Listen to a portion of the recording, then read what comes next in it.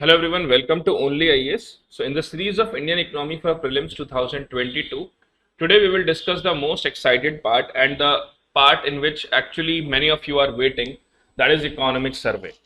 बहुत समय से इंतजार था इस पार्ट का। बहुत लोगों ने मुझे कहा कि सर इकोनॉमिक सर्वे कब स्टार्ट करेंगे। तो मैंने पहले कहा कि भाई रुक जाइए, पहले स्टैटिक पोर्शन अच्छे से पढ़ लें, फिर इकोनॉमिक सर्वे पढ़ेंगे। तो अच्छे से मैंने 2 4 5 दिन इकोनॉमिक सर्वे को बहुत आराम से रीड किया, एक एक लाइन एक एक शब्द मैंने अच्छे से पढ़ा। और उसको पढ़ने के बाद में फाइनली मैंने आपके लिए इकोनॉमिक सर्वे का क्रक्स पीपीटी के फॉर्म में बनाया है। और मैं आपको पहले कुछ इंपॉर्टेंट पॉइंट्स बता देता हूँ। ये इकोनॉमिक सर्वे में जो मैंने पॉइंट्स डाले हैं, ये मैंने अपने डिस्क्रिप्शन के हिसाब से डाले हैं। मतलब वो पॉइंट्स जो मुझे लगता है कि बहुत ज़्यादा इंपॉर्टेंट है, उन पॉइंट्स को मैंने यहाँ पे कवर किया। तो आपको हमेशा रिकमेंडेड रहेगा कि आप इकोनॉमिक सर्वे पूरा ही पढ़ें, ठीक है। लेकिन अगर आपके पास समय की कमी है, आपके पास बहुत कम समय है प्रीलिम्स के लिए और आपको बाकी चीज़ें भी पढ़नी है and you need to do the revision also, तो मैं आपको रिकमेंड करूंगा कि आप इस पीपीटी से भी जा सकते हैं। लेकिन स्टिल जो आप इकोनॉमिक सर्वे अगर कंप्लीट रीड करते हैं तो उसका कुछ एडवांटेज ज़्यादा होता है। बाकी it's your choice, your call. मैंने अपनी तरफ से मेरे एक्यूमेंट के हिसाब से जितना मुझे लगता है कि ये सारी चीज़ें इंपॉर्टेंट होनी चाहिए, वो सब मैंने इस इकोनॉमिक सर्वे में डाली है।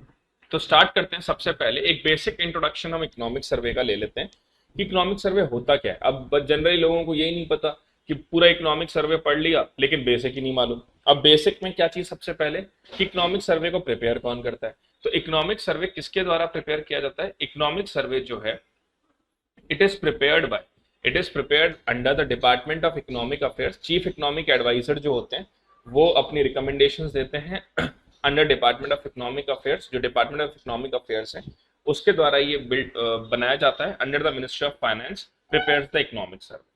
तो इंपॉर्टेंट चीजें यहाँ तीन आ गई। सबसे पहले था चीफ इकोनॉमिक एडवाइजर, दूसरा हो गया department of economic affairs under the ministry of finance. इनके द्वारा ये इकोनॉमिक सर्वे बनाया जाता है।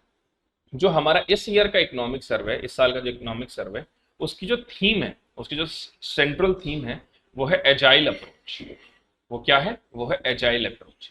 अब पहले मैं आपको ये समझाता हूँ कि इकोनॉमिक सर्वे जो इस साल का है, जो हमारा इस साल का इकोनॉमिक सर्वे है, और जो पिछले साल का इकोनॉमिक सर्वे था, उसमें बेसिकली डिफरेंस क्या है, क्या अप्रोच में डिफरेंस था, उसको हम अब एक बार कंसिडर करते हैं।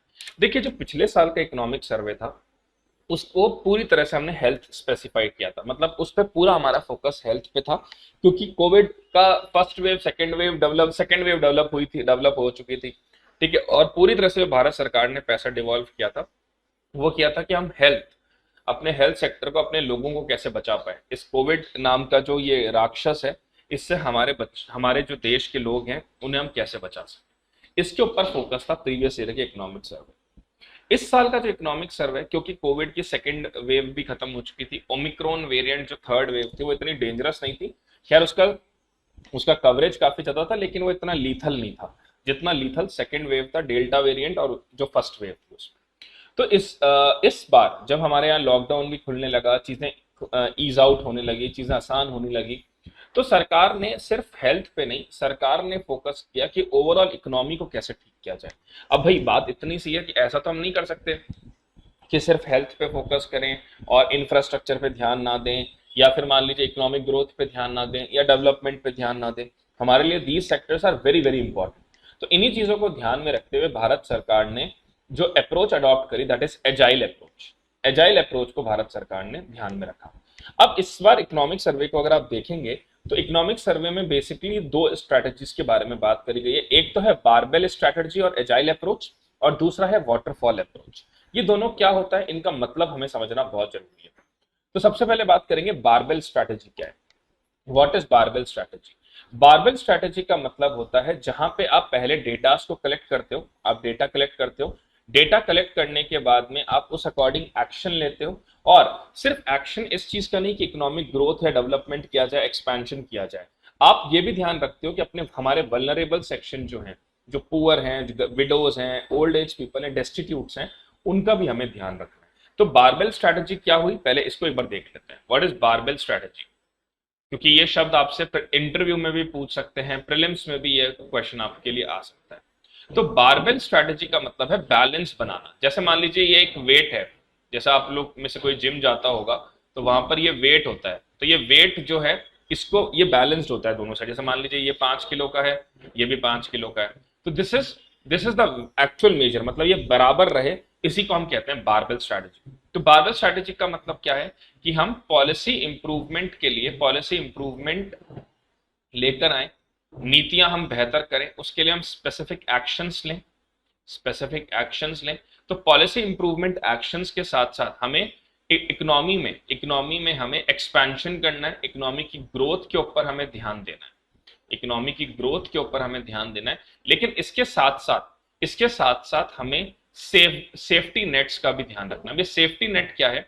सेफ्टी नेट का मतलब वो लोग जो काफी वल्नरेबल है, जैसे पुअर हैं, गरीब हुए, ठीक है, दिव्यांग लोग हुए, पुअर हैं, दिव्यांग हैं, या मान लीजिए विडोज हैं, या ओल्ड एज पीपल हैं, हमें उनका भी बहुत ध्यान रखना है। उनका ध्यान कैसे रखना है? मतलब उनके लिए सोशल सिक्योरिटी स्कीम्स भी बनानी है। तो इसे हम कहते हैं बारबेल स्ट्रैटेजी।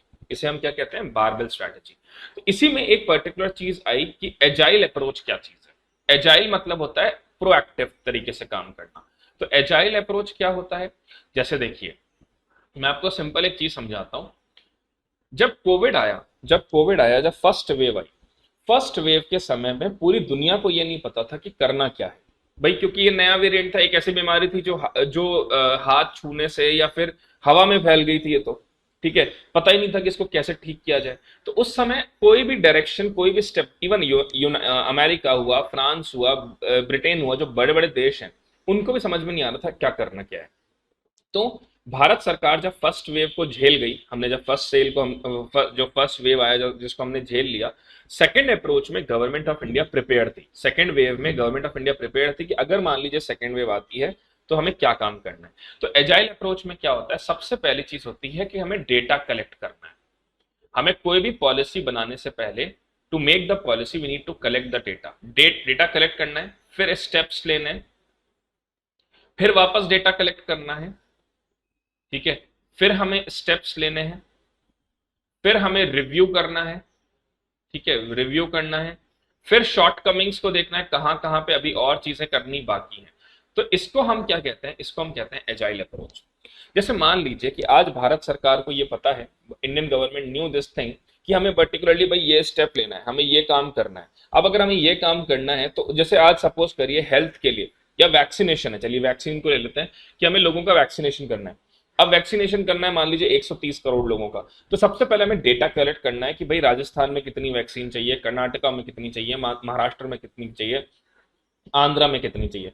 फिर हमें यह देखना है कितने लोग ऐसे हैं जिनको हमको फूड सब्सिडीज देनी है, कितने लोग ऐसे हैं जिनको हमें राशन भी देना है, ठीक है। तो उन सब चीजों को ध्यान में रखते हुए जब डेटा कलेक्ट करना, उसके हिसाब से फिर स्टेप लेना, फिर डेटा कलेक्ट करना, रिव्यू करना, this is all called as agile approach. मतलब ऐसे नहीं, देखो अमेरिका ने क्या किया, अमेरिका ने डायरेक्टली एक चीज कर दी कि लोगों के पास में कैश पहुंचवा दिया, लोगों को कैश दे दो, लोग अपने हिसाब से काम कर लेंगे। उसमें प्रॉब्लम क्या है? अगर आप कैश सर्कुलेट कर दोगे, मतलब आप कैश ट्रांसफर्स कर दोगे, आपने क्या किया, लोगों के डायरेक्ट बैंक अकाउंट में कैश ट्रांसफर कर दिया, उससे डिमांड बढ़ जाएगी।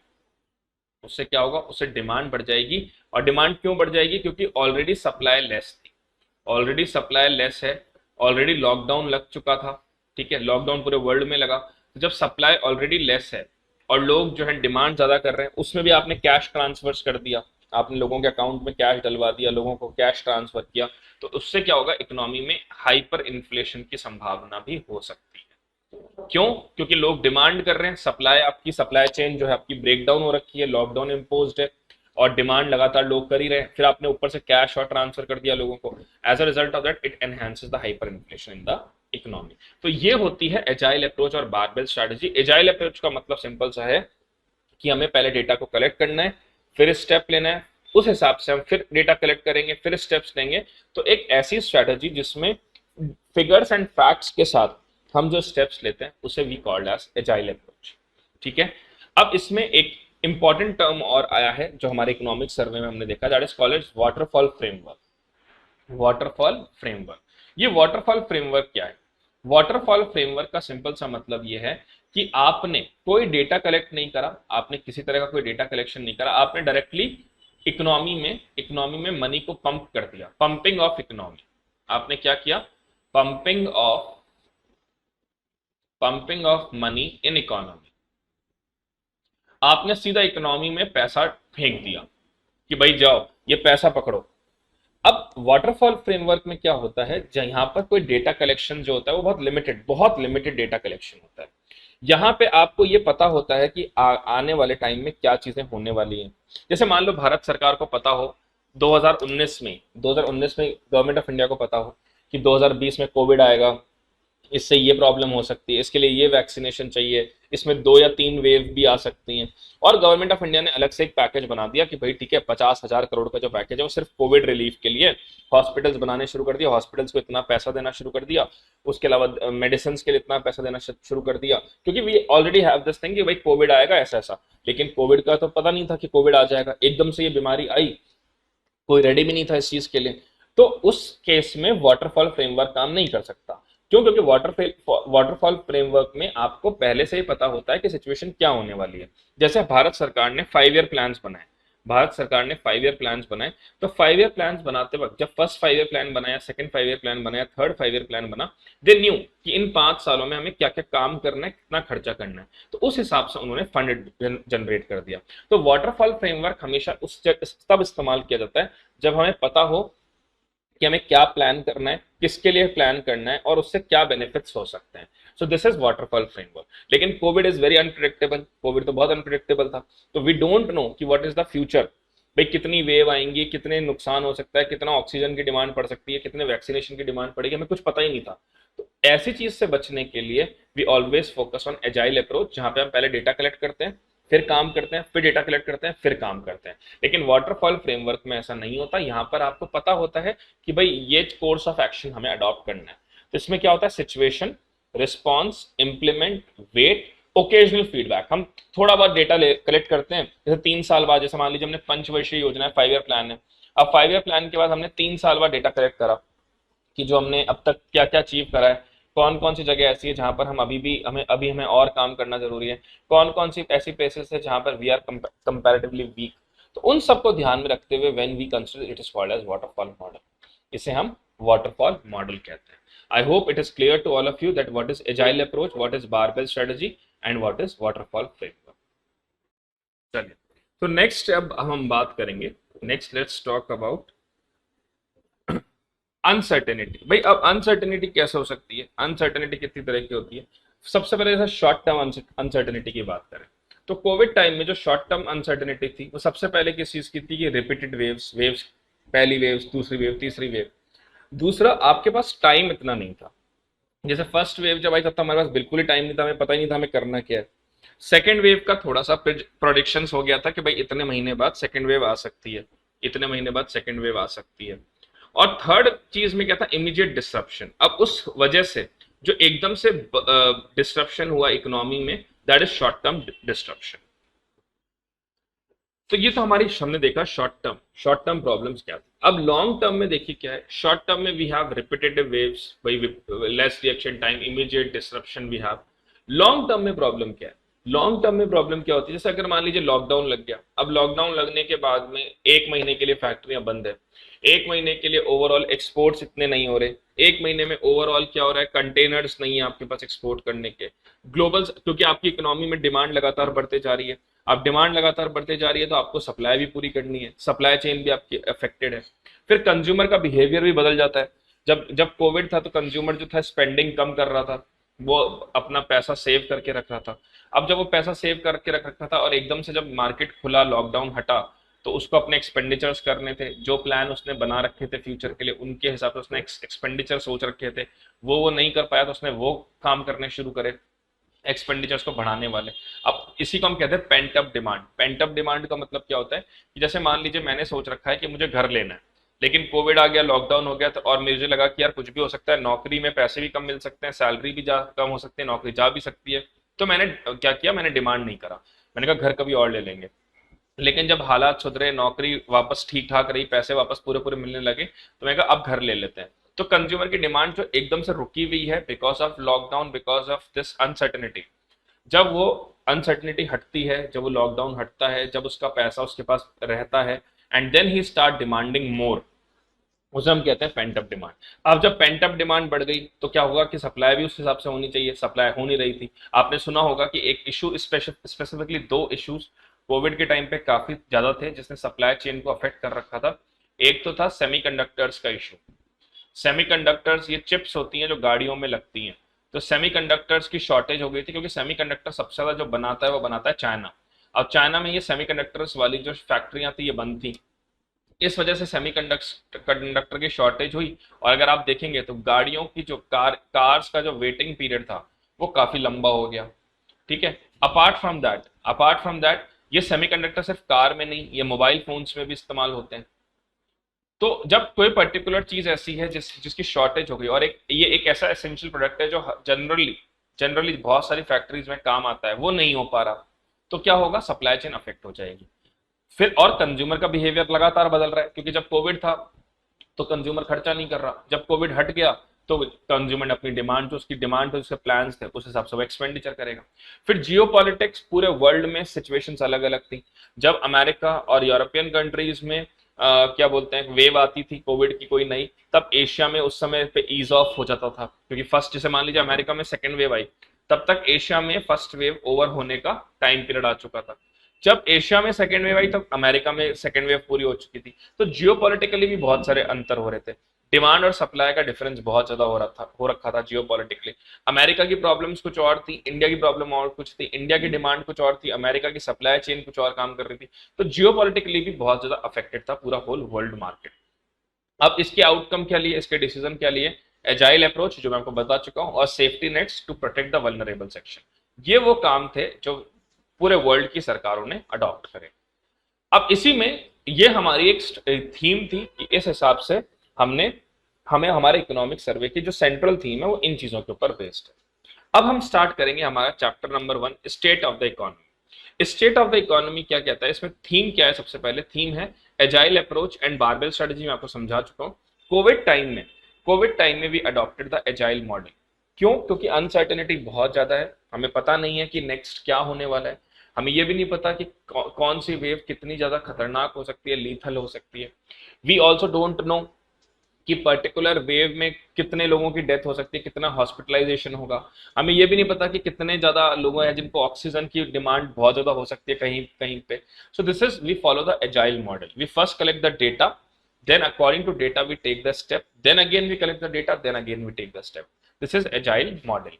Apart from that, uncertain situation कैसी हो सकती है, अनसर्टेन सिचुएशन में बता चुका हूं कि हमें किस तरह से रेस्पॉन्ड करना है। जैसे मान लीजिए एकदम से पता लगता है कि भारत भर में ऑक्सीजन की डिमांड बहुत ज्यादा हो गई, वेंटिलेटर की डिमांड बहुत ज्यादा हो गई, तो we how to respond to that particular problem, then how to implement that, कैसे हम वेंटिलेटर्स लगाएंगे, कैसे हम ऑक्सीजन सिलेंडर्स की आपूर्ति पूरी देश में करेंगे, कैसे हम वैक्सीनेशन करेंगे लोगों का 18+ का, 45+ का। This is again a big challenge. Then we need continuous feedback. Continuous feedback मतलब कितने लोगों का वैक्सीनेशन हो गया, कितनी जगहों पर अभी भी ऑक्सीजन नहीं मिल रहा, कितनी जगहों पर अभी रेमडेसिविर ड्रग नहीं मिल रहा, कितनी जगहों पर अभी भी ऐसी प्रॉब्लम है जहाँ पे मेडिकल फैसिलिटीज बेहतर नहीं है, कहाँ पे एम्बुलेंस सर्विसेज नहीं है। तो we need continuous feedback according to that, and then dynamic update, we update our government, update our data, records and all that according to the action they will take. So this is dynamic update. And last is the improvement. In how to improve, how to do the improvement, and how to take the best steps out of that. किस तरह से हम लगातार improvement करते रहें, कैसे हम कौन कौन से स्टेप्स हम लें जिससे हम हमारी इकोनॉमी को प्रोटेक्ट कर पाए। This is the model regarding to uncertain situation. I hope यहां तक आपको बिल्कुल क्लियर हो गया होगा how to approach and how best we can take the decisions. Next अब बात करेंगे सेफ्टी नेट्स। जैसे मैं आपको बता चुका हूँ सेफ्टी नेट्स क्या होता है, to protect the vulnerable section. हमारे वल्नरेबल सेक्शंस को प्रोटेक्ट करने के लिए सेफ्टी नेट्स होते हैं, वल्नरेबल सेक्शन के प्रोटेक्शन के लिए। जैसे इसमें आपके विडोज आ गई, ठीक है, आपके इसमें फार्मर्स आ गए, ठीक है, आपके पेंशनर्स आ गए, आपकी एमएसएमईज आ गई, ये सब आपके सेफ्टी से वल्नरेबल सेक्शन वाले ग्रुप में इंक्लूड होते हैं। तो सेफ्टी नेट में हमने बहुत सारे स्टेप्स लिए, सिर्फ एक पर्टिकुलर ग्रुप को टारगेट नहीं करा, हमने बहुत सारे लोगों को, बहुत सारी चीजों को कंसिडर करते हुए स्टेप्स लिए। तो सबसे पहले सेफ्टी नेट्स में हमने कैश ट्रांसफर करे गरीब लोगों के अकाउंट में डायरेक्टली, स्पेशली जो लोग हैं जिनके पास बहुत ज़्यादा परेशानी झेल रहे हैं, जिनके पास में खाने के लिए भी फूड नहीं है। तो apart from that we provide the credit transfer under the PM Kisan scheme. PM Kisan scheme में 6,000 रुपए जो है किसान के अकाउंट में ट्रांसफर किए जाएंगे, 2,000 रुपए at a time, 2,000 rupees at a time. मतलब 3 इंस्टॉलमेंट्स में ये पे किए जाएंगे, 6,000 rupees per year in 3 instalment. Women's को 500 रुपीज दिए जाएंगे पर month for 3 month in Jan Dhan account. ठीक है, जो विमेन्स हैं, जो जैसे जैसे मान लीजिए कोई फैमिली है जो सिर्फ विमेन पे डिपेंडेंट है, या उसका हस्बैंड नहीं है फॉर एग्जाम्पल, या मान लीजिए वो पूरी फैमिली बहुत गरीबी के दौर से गुजर रही है, तो ऐसे पर्टिकुलर विमेन्स को we are providing 500 rupees per month for 3 months in their Jan Dhan account. Vulnerable widows, दिव्यांग और जो एल्डरली हैं, जो वल्नरेबल विडोज हैं, जो दिव्यांग हैं और जो एल्डरली हैं, they will get 1,000 rupees in 2 installment over the next 3 month.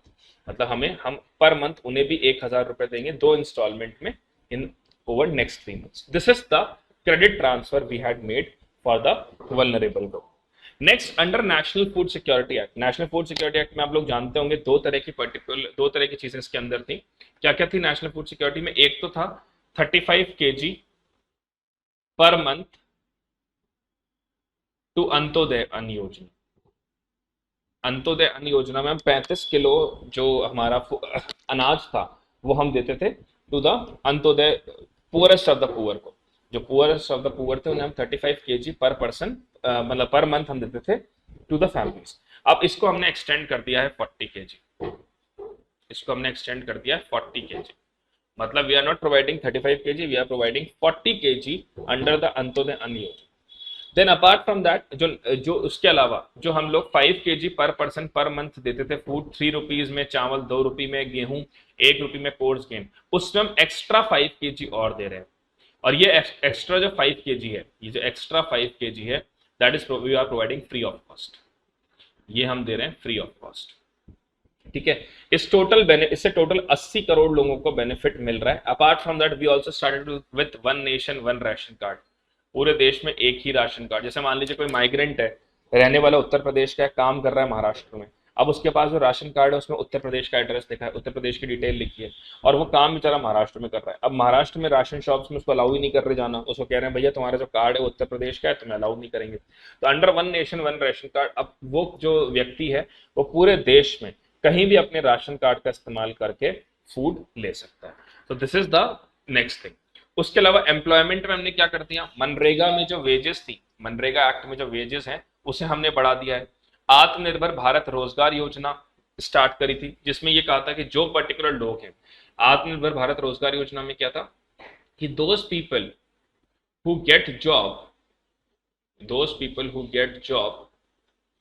Government will provide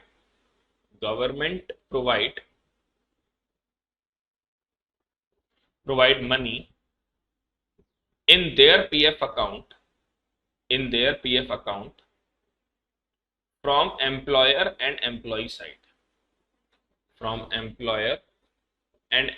side, पहले मैं आपको सिर्फ कॉन्सेप्ट समझा देता हूं। That is 12% from employer and 12% from employ, मतलब टोटल 24%। पहले मैं आपको इसका मतलब समझा देता हूँ ये होता क्या है। देखो जनरली क्या होता है कि जो गवर्नमेंट कंपनीज होती है वहां पे एक अकाउंट खोला जाता है, पीएफ अकाउंट। पीएफ को हम इंग्लिश में कहते हैं प्रोविडेंट फंड। प्रोविडेंट फंड में क्या होता है, जैसे अगर आज सपोज करो मैं एक गवर्नमेंट कंपनी, गवर्नमेंट डिपार्टमेंट में काम कर रहा हूँ, मुझे पर मंथ 50,000 रुपए सैलरी मिल रही है, 50,000 रुपीज मुझे पर मंथ सैलरी मिल रही है। कुछ इस जो पीएफ की रेट होती है, जैसे 8% है, 10% है, जो भी पीएफ की रेट है उतना डिडक्शन मेरी सैलरी में से हर मंथ होगा। जैसे मान लो पीएफ की रेट है 10% फॉर एग्जाम्पल, तो मेरी सैलरी में से पर मंथ डिडक्ट होगा 5,000 रुपीज, और एक ये 5,000 रुपीज जो है ये पीएफ अकाउंट में जाके डिपॉजिट हो जाएगा। ये 5,000 चला जाएगा कहाँ पे, पीएफ अकाउंट। जितना मेरा पीएफ में कंट्रीब्यूट कर रहा हूँ 5,000, उतना ही मेरा जो एम्प्लॉयर है, जैसे अगर मैं राजस्थान गवर्नमेंट की जॉब में हूँ तो 5,000 रुपए जितना मैं पीएफ में जमा कर रहा हूँ मेरी सैलरी में से, उतना ही राजस्थान गवर्नमेंट भी जो है 5,000 रुपए मेरे पीएफ अकाउंट में डाल रही है। तो पर मंथ 10,000 रुपीज मेरे पीएफ अकाउंट में जा रहा है। जब मैं रिटायर होऊंगा तो ये जो पीएफ का अमाउंट है ये मुझे टोटल मुझे मिल जाएगा रिटायरमेंट के बाद। इसके एडवांटेज क्या है, सबसे पहले तो ये जो पीएफ में पैसा डिपॉजिट होता है ये टैक्स फ्री होता है। ये टैक्स फ्री होता है। दूसरी चीज, आप इसका एग्जम्पशन ले सकते हो, आप इसका एग्जम्पशन ले सकते हो 80C में। इनकम टैक्स में एक एक्ट होता है 80C, उस 80C में 1.5 लाख तक, 1.5 लाख तक का एग्जम्पशन आप ले सकते हो। एग्जम्पशन मतलब जैसे अगर आपकी इनकम 5 लाख है, तो 5 लाख की अगर आपकी इनकम है तो उसमें 1.5 लाख तक का आप एग्जम्पशन ले सकते हैं अंडर 80C। अब वो एग्जाम्पशन ले सकते हैं मतलब उतना अमाउंट आप डिडक्ट कर लो। जैसे मैं आपको एक कैलकुलेशन समझाता हूँ, बहुत सिंपल सा कैलकुलेशन है, उससे आप बहुत जल्द समझ जाओगे। मान लीजिए मेरी इनकम है 6 लाख रुपए, दिस इज माई इनकम। ठीक है, अब इसमें से जो स्टैंडर्ड गवर्नमेंट ने एग्जाम्पशन कर रखा है, मान लीजिए वो 2.5 लाख कर रखा है फॉर एग्जाम्पल, तो मेरी इनकम कितनी हो गई? 3.5 लाख। इस पे टैक्स लगेगा, इस पे टैक्स लगेगा जो भी स्लैब पे मैं आता हूँ। मान लीजिए मैं स्लैब में आता हूँ 5% की स्लैब में, तो मुझे टैक्स कितना पे करना पड़ेगा? मुझे पे करना पड़ेगा 17,500 का, मेरे को टैक्स पे करना पड़ेगा। लेकिन मैंने क्या किया, मेरी इनकम थी 3.5 लाख की, जो डिडक्शन के बाद हुई, मेरी इनकम 3.5 लाख की है। मैंने 1.5 लाख रुपए का इन्वेस्टमेंट कर दिया, मैंने 1.5 लाख रुपए का इन्वेस्टमेंट कर दिया अंडर 80C। तो 80C में 1.5 लाख रुपए का जब मैंने इन्वेस्टमेंट कर दिया, ये इन्वेस्टमेंट अलग अलग जगह हो सकता है, जैसे पीएफ में हो सकता है, पीपीएफ में हो सकता है, पब्लिक प्रोविडेंट फंड में हो सकता है, सुकन्या समृद्धि अकाउंट में हो सकता है, एलआईसी करवा सकता हूं मैं इसकी। तो ये 1.5 लाख रुपए का मैंने एग्जामेशन ले लिया, मतलब अब कितना हो गया? अब हो गया 2 लाख रुपए। इस 2 लाख रुपए पे अब टैक्स पड़ेगा 5% की रेट से, तो ये कितना हो गया? 10,000 रुपीज। मतलब जो पहले मैं टैक्स पे कर रहा था 17,500, अब मुझे टैक्स पे करना है 10,000। तो ये फायदा होता है एग्जामेशन का अंडर 80C। ठीक है, तो इसका इसमें क्या क्या गवर्नमेंट ने, अब कोविड टाइम में क्या प्रॉब्लम हो रही थी? कोविड टाइम में प्रॉब्लम ये हो रही थी कि बिजनेस चल नहीं रहे थे। ठीक है, ग्लोबल सप्लाई चेन अफेक्टेड थी, एक्सपोर्ट हो नहीं रहे थे, प्रोडक्शन इतना हो नहीं रहा था। तो एम्प्लॉयर ये बोल रहा था कि भाई मेरे पास इतना पैसा नहीं है कि मैं पीएफ में हर एम्प्लॉय का पे कर पाऊँ। दूसरी बात, जरूरी नहीं है गवर्नमेंट कंपनी हो, प्राइवेट कंपनीज भी पीएफ अकाउंट खुलवाती है, जरूरी नहीं होता कि सरकारी कंपनी में पीएफ खुले, प्राइवेट कंपनीज भी पीएफ खुलवा सकती हैं। जैसे रिलायंस है, अब रिलायंस जो है वो पीएफ का अकाउंट खुलवा रखा है उन्होंने, हर एम्प्लॉय की सैलरी से पीएफ अमाउंट कटता है और डिपॉजिट होता है। अब उस समय कोविड के समय पे क्या हो रहा था, एम्प्लॉयर बोल रहा था कि भाई मेरे पास इतना पैसा नहीं है कि मैं हर एम्प्लॉय का अमाउंट पीएफ में जमा करूं। और एम्प्लॉय ये बोल रहा था कि जैसे मेरी सैलरी वैसे 50% आ रही है, जैसे मान लो कोई व्यक्ति है उसकी सैलरी 50,000 रुपए, अब उसका एम्प्लॉयर बोल रहा है भैया कोविड चल रहा है, पैसा दे नहीं पाएंगे तो हम 50% सैलरी दे सकते हैं। अब 50% सैलरी दे रहा है मतलब 25,000 रुपए दे रहा है, उसमें से भी अगर पीएफ का अमाउंट डिडक्ट कर रहा है तो मतलब उसके हाथ में कितना आ रहा है? हाथ में आ रहा है 20,000 रुपए। 20,000 रुपए में अपना खर्चा कैसे चलाएगा? तो एम्प्लॉय भी ये चाहता था, जो एम्प्लॉय था वो भी ये चाहता था कि पीएफ का अमाउंट अभी ना लिया जाए, और एम्प्लॉयर भी ये चाहता था कि पीएफ अभी डिडक्ट ना किया जाए। तो सरकार ने बोला कि ठीक है, जब तक कोविड का टाइम है, जो जिन लोगों की नौकरियां इस कोविड के टाइम पे लगी है, हम उन एम्प्लॉयर और एम्प्लॉय के बिहाफ पे हम पे कर देते हैं पीएफ में। तो 24% गवर्नमेंट पे कर रही थी, 12% एम्प्लॉय की साइड से, 12% एम्प्लॉयर की साइड से। तो ये हो गया अंडर एम्प्लॉयमेंट हेड। फिर बात करेंगे हाउसिंग। हाउसिंग में क्या हुआ? इसमें ये बोला गया प्रधानमंत्री आवास योजना में, जिसका हाउसिंग फॉर ऑल स्कीम जिसको हम कहते हैं, कि 2022 तक हम सब लोगों के घर बना देंगे, जो स्लम ड्वेलर्स हैं, स्पेशली जो स्लम लोग हैं उनको घर देने का इसमें बड़ा टारगेट है रूरल अर्बन एरिया में। तो इसमें सरकार ने ये कहा कि भाई हम एक्स्ट्रा 20 मिलियन देंगे to construct the house at subsidise rate. जो कंस्ट्रक्टर है, जो कंस्ट्रक्ट कर रहा है हाउस, हम एक्स्ट्रा 20 मिलियन रुपीज प्रोवाइड करेंगे अंडर दिस स्कीम, ताकि जो घर है वो सब्सिडाइज रेट पर लोगों को मिल पाए और लोग अच्छे से अपने नए घर में रह पाए, और ये स्लम की जो प्रॉब्लम है इसको हम खत्म कर पाए। फिर स्किल डेवलपमेंट में क्या हुआ? स्किल डेवलपमेंट में 2 तरह की स्कीम चल रही है इस समय। एक तो चल रही है दीनदयाल उपाध्याय ग्रामीण कौशल्य योजना। ये जो दीनदयाल उपाध्याय ग्रामीण कौशल्य योजना है, ये चल रही है गांव में। ये कहाँ चल रही है? ये चल रही है under the village, ministry of rural development, गांव में चल रही है ये स्कीम।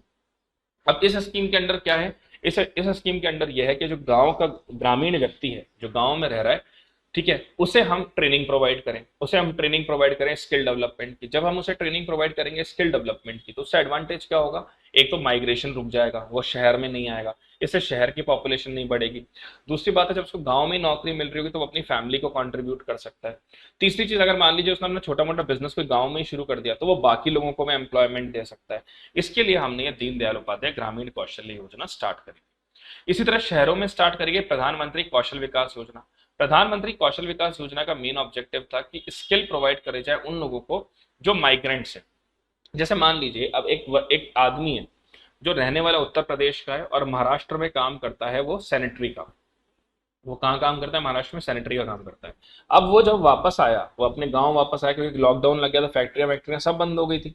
तो वो अपने गांव वापस आया, तो उसको ट्रेनिंग प्रोवाइड किसी और चीज की करवाना, ताकि वो शहरों में, जिस जगह अपने शहर में वापस आया वहां पे वो काम ढूंढ सके, काम कर सके। तो प्रधानमंत्री कौशल विकास योजना ने किसके ऊपर फोकस किया? जो जो लोग रिटर्निंग माइग्रेंट्स थे, जैसे जो कर्नाटक, जो महाराष्ट्र में, जो उत्तर प्रदेश में रहने वाला था वो महाराष्ट्र में गया।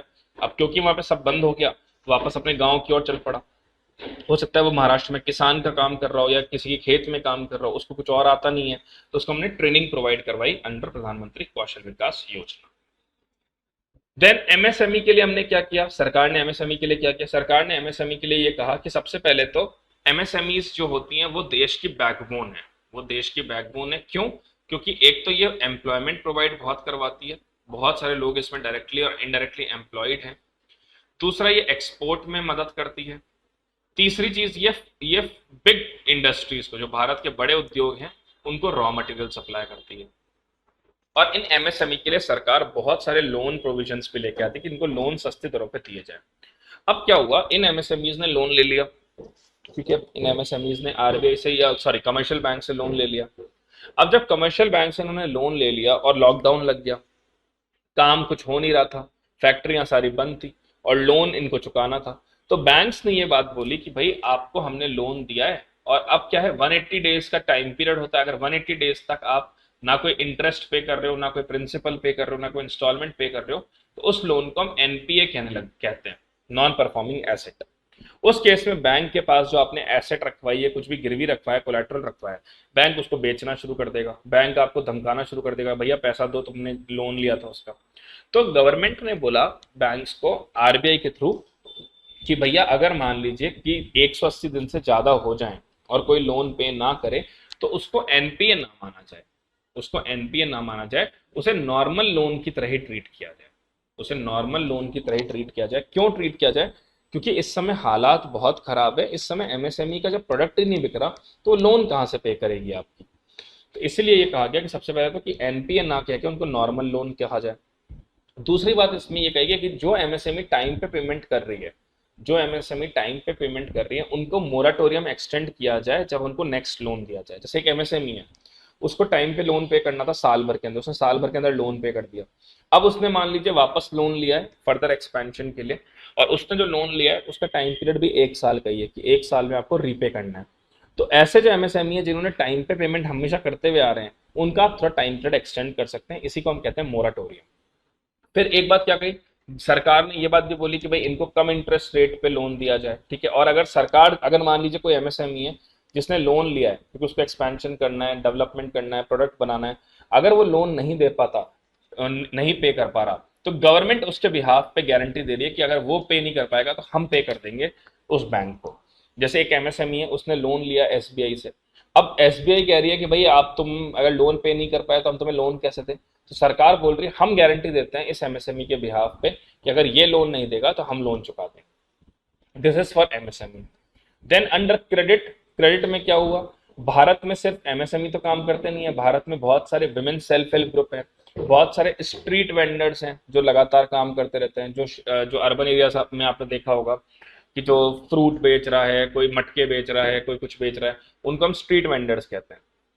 तो अंडर प्रधानमंत्री स्वानिधि स्कीम, एक स्कीम आई प्रधानमंत्री स्वानिधि स्कीम, उसमें ये कहा गया कि जो वर्किंग कैपिटल मतलब जो आम रोज के जो खर्चे होते हैं, जैसे मान लीजिए कोई स्ट्रीट वेंडर है, वो प्लास्टिक बेचता है, कोई स्ट्रीट वेंडर है जो मान लीजिए मटके बेचता है, कोई स्ट्रीट वेंडर है मान लीजिए फ्रूट्स बेचता है, तो उसके जो डेली के खर्चे हैं उसके लिए लोन प्रोवाइड करवाना अंडर प्रधानमंत्री स्वानिधि स्कीम, उसके लिए उसको लोन प्रोवाइड कराया जाए कि ये अपने डेली खर्चे मेट आउट कर सके।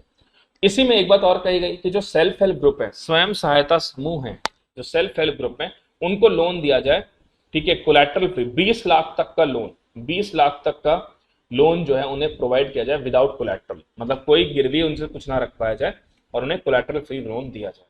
उसके अलावा जो वैक्सीन मेकर्स हैं, मेडिसिन इक्विपमेंट्स बनाने वाले हैं और पेटेंट बनाने वाले हैं, उनको अगर लोन चाहिए तो इन लोगों का जो लोन है उसको प्रायोरिटी सेक्टर लेंडिंग में डालिए। प्रायोरिटी सेक्टर लेंडिंग मतलब पीएसएल क्या होता है, हर बैंक को, हर कमर्शियल बैंक को या शेड्यूल बैंक, कोई भी जो बैंक है, उसको कुछ स्पेसिफिक लोन, कुछ परसेंटेज ऑफ लोन जो है वो सिर्फ प्रायोरिटी सेक्टर वालों को देना पड़ता है। जैसे मान लीजिए 100 रुपए एसबीआई के पास 100 रुपए, अब एसबीआई को इस 100 रुपए में से फॉर एग्जाम्पल 40 रुपए जो है इस प्रायोरिटी सेक्टर लैंडिंग वालों को देने पड़ेंगे और बाकी 60 वो जनरल लोगों को दे सकता है।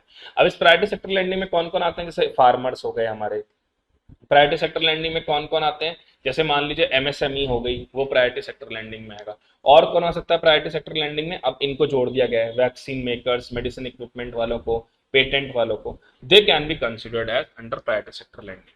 तो ये बात कही गई कि भाई इनको आप प्रायोरिटी सेक्टर लैंडिंग के अंतर्गत लोन दीजिए।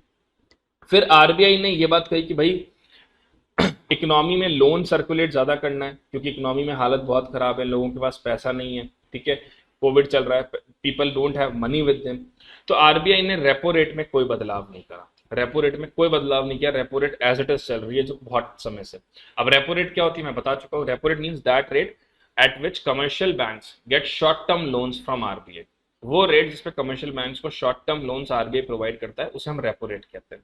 तो रिजर्व बैंक ऑफ इंडिया ने रेपो रेट में कोई बदलाव नहीं करा, क्योंकि अगर रेपो रेट, मान लीजिए रेपो रेट को बढ़ा देते, फॉर एग्जाम्पल मान लीजिए रेपो रेट 4% है, मान लो रेपो रेट 4% है, अब हमने अगर रेपो रेट को 5% कर दिया, फॉर एग्जाम्पल हमने रेपो रेट को 5% कर दिया, इसका मतलब क्या है कि अब जो कमर्शियल बैंक्स हैं, जो कमर्शियल बैंक्स है पहले वो 4% इंटरेस्ट पे कर रहे थे जब लोन ले रहे थे, अब उनको 5% इंटरेस्ट पे करना है, तो मतलब उनको लोन महंगा मिल रहा है। As a result commercial banks क्या करेंगे, कमर्शियल बैंक जो कस्टमर्स हैं उनके ऊपर इंटरेस्ट रेट डाल देंगे, तो कस्टमर्स को लोन महंगा मिलेगा।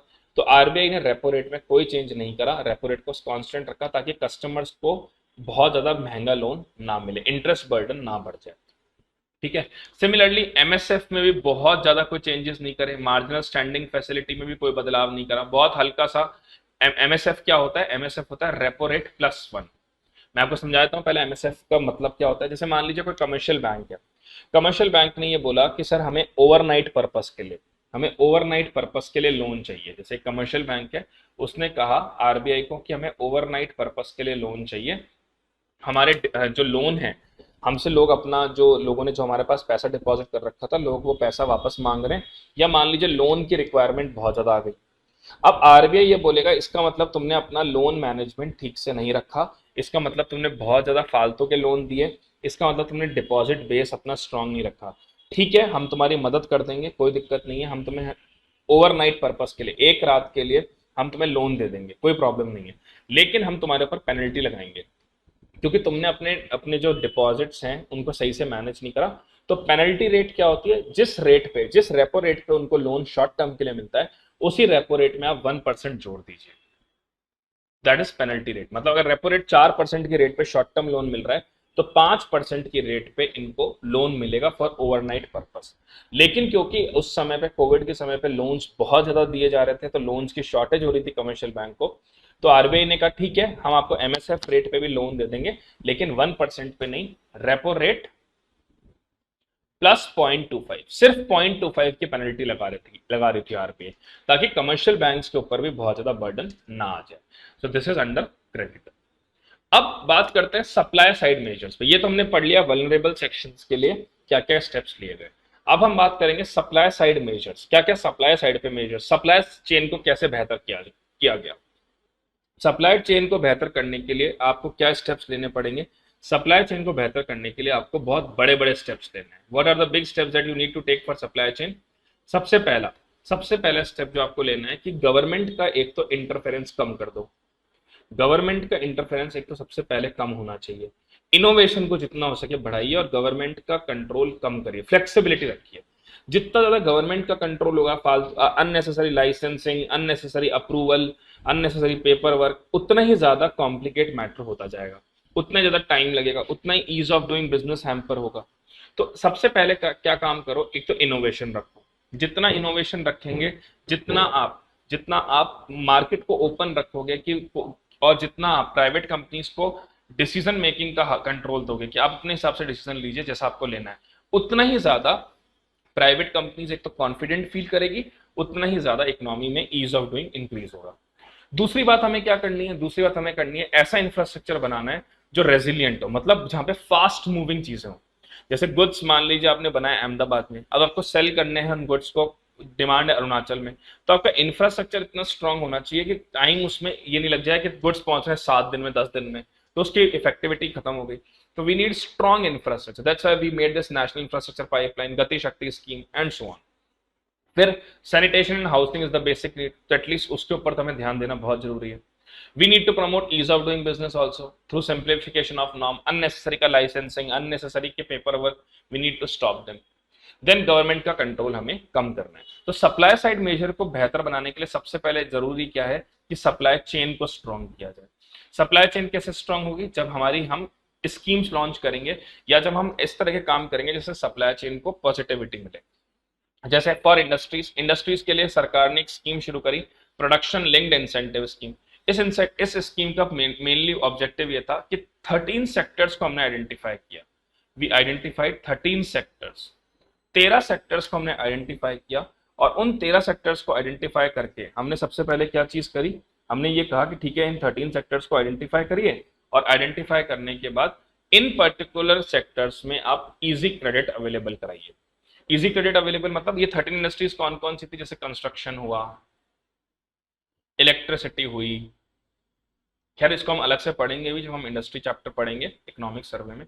कंस्ट्रक्शन हुआ, इलेक्ट्रिसिटी हुई, ऑटोमोबाइल हुआ, ये ऐसी इंडस्ट्रीज थी जो मैन्युफैक्चरिंग को स्ट्रॉन्ग करती है, जो आपकी कंट्री के जीडीपी में बहुत बड़ा रोल प्ले करती है, जो एम्प्लॉयमेंट में बहुत बड़ा रोल प्ले करती है, जो एक्सपोर्ट में बहुत बड़ा रोल प्ले करती है।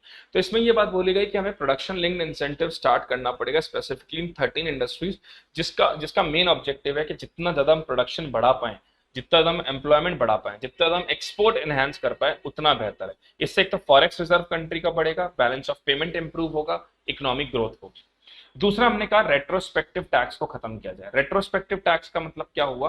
जैसे मान लीजिए कोई टैक्स है, आज चल रहा है 2022, आज उस पर कोई टैक्स, जैसे मान लीजिए कोई भी चीज है जिसपे आज टैक्सेशन नहीं है, सरकार ने क्या कहा? सरकार ने कहा कि इस पर्टिकुलर चीज पे या इस पर्टिकुलर स्कीम पे या इस पर्टिकुलर गुड्स पे हम टैक्स अब इम्पोज कर रहे हैं 2020 से। आज उस पर टैक्स नहीं था, लेकिन सरकार ने रेट्रोस्पेक्टिव डेट से ये कहा सरकार ने कि now we will impose the tax from 2020 on these kind of goods. इसको हम कहते हैं रेट्रोस्पेक्टिव, कि आपने बैक डेट से लगाया टैक्स, तो वो बैक डेट वाला टैक्स अब हटा दिया है, किसी भी तरह का कोई रेट्रोस्पेक्टिव टैक्स नहीं लगेगा। दूसरा एमएसएमईज के लिए क्या किया, क्योंकि मैंने आपको बताया कि एमएसएमई बहुत ज्यादा इंपॉर्टेंट है, तो इनकी डेफिनेशन रिवाइज कर दी। डेफिनेशन में ये कहा गया कि कोई भी एमएसएमई माइक्रो एमएसएमई तब कहलाई जाएगी जब उसमें इन्वेस्टमेंट 1 करोड़ तक का हो और टर्नओवर जो है वो 5 करोड़ से ज्यादा का हो, उसे हम कहेंगे माइक्रो एमएसएमई। अच्छा, गुड्स और सर्विसेज दोनों के लिए same, it is same for goods and services both, goods और सर्विसेज दोनों के लिए इट इज सेम। फिर कहा कि स्मॉल एमएसएमई कौन होगी? जहां पे इन्वेस्टमेंट 10 करोड़ से ज्यादा का हो और टर्नओवर 50 करोड़ से ज्यादा का हो।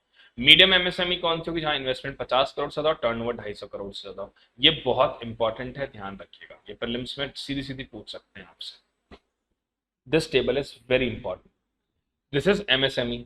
अब बात करेंगे टेलीकॉम में क्या किया गया। टेलीकॉम में कहा गया कि 100% FDI is allowed under telecom, automatic route के थ्रू 100% एफडीआई इज अलाउड। मतलब कोई भी टेलीकॉम कंपनियां भारत आ सकती है अंडर ऑटोमेटिक रूट, अप्रूवल लेने की जरूरत नहीं है, ठीक है, और ना ही कोई कस्टम क्लियरेंसेस की जरूरत है वायरलेस इक्विपमेंट। जैसे मान लीजिए कोई आपने इक्विपमेंट इंपोर्ट करवाया जो कि वायरलेस इक्विपमेंट है, जैसे ईयरफोन्स हैं, वो वायरलेस ईयरफोन है, तो उनमें कस्टम क्लियरेंस की जरूरत नहीं पड़ेगी।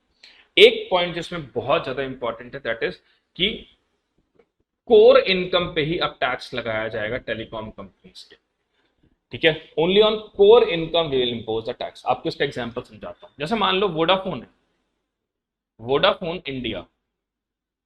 अब वोडाफोन की के दो काम है, एक तो है उसकी कोर इनकम, एक तो है उसकी कोर इनकम, एक है नॉन कोर इनकम।